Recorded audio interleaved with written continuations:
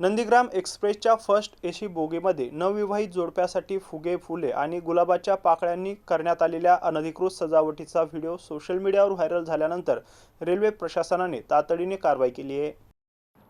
याबाबत मिळालेल्या अधिक माहितीनुसार छत्रपती संभाजीनगर येथून प्रवास सुरू केलेल्या जोडप्याने जालना स्थानकावर खासगी डेकोरेटरच्या माध्यमातून फर्स्ट एसी कूपमध्ये सजावट करून घेतली होती। रेल्वेची पूर्व परवानगी न घेता खासगी व्यक्तीला डब्यात प्रवेश देऊन ही सजावट करण्यात आल्याने नियमांचे उल्लंघन झाल्याचं समोर आलंय। या प्रकरणाची गंभीर दखल घेत रेल्वे प्रशासनाने चौकशी सुरू केली असून कर्तव्यात हलगर्जीपणा झाल्याच्या कारणावरून संबंधित टीसीवर कारवाई करण्यात आल्याची माहिती समोर आली आहे। या प्रकरणी रेल्वे प्रशासनाने बोलण्यास नकार दिला असला तरी रेल्वे सेना अध्यक्ष संतोष सोमानी यांनी आपली प्रतिक्रिया दिली आहे। 6 जुलै 2026 रोजी बल्लारशाहहून मुंबईला जाणारी जी नंदीग्राम एक्सप्रेस आहे त्या ट्रेनचा नंबर आहे 11002। या ट्रेनच्या एसी फर्स्ट क्लासमध्ये एक नवीन जोडपं हे फिरण्यासाठी बाहेर विदेशात चाललं होतं। तर त्यांनी जात असताना त्यांचं कपल कंपार्टमेंट मात्र डेकोरेट केलेलं होतं।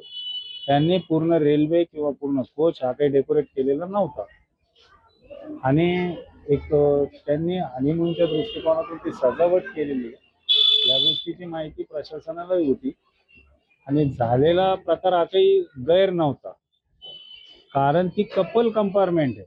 त्यामध्ये फक्त 2च लोक असतात आणि दुसऱ्या कंपार्टमेंटमध्ये एसी फर्स्ट क्लासच्या 4 सीट्स असतात आणि ह्या कपल कंपार्टमेंटमध्ये फक्त 2च सीट असतात। त्या दिवशी त्यांनी जे काही हनीमून सारखं सेलिब्रेशन केलेलं आहे तर त्यामध्ये असं कुठला गैरप्रकार झालेला नाहीये की रात्री 10 नंतर सकाळी 6 वाजेपर्यंत त्यांचा काही गोंगाट होता किंवा काही आवाज होता किंवा डीजे होता, असं काही प्रकार नव्हता। त्याला दरवाजा होता, त्यांनी त्यांचं डेकोरेट आतमध्ये ठेवलेलं होतं आणि दरवाजा लॉक केलेला होता। त्यामुळे इतर प्रवाशांना त्याचा कुठल्याही प्रकारचा त्रास झालेला नाही। तुम्ही गैर नाही म्हणताय, पण मग रेल्वे प्रशासनाने निलंबनाची कारवाई केली का करणार?